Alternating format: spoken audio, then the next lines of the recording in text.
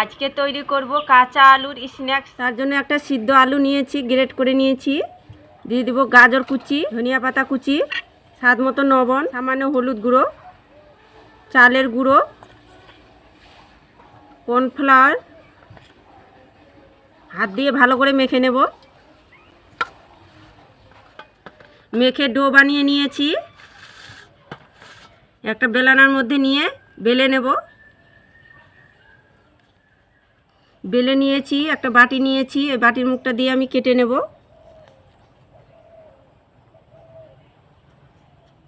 একটা বোতলের ঠিপু নিয়েছি, এইভাবে করে মাঝখানে ফুটো করে নেব, কেটে নেব।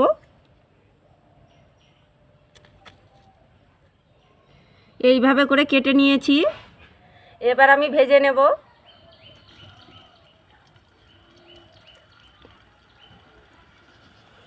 এবার আমি উল্টে পাল্টে ভেজে নেব।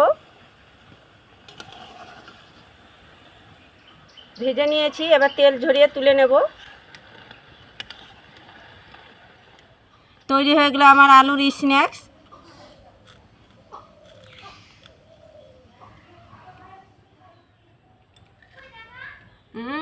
আলুর স্ন্যাক্স দারুণ হয়েছে খেতে।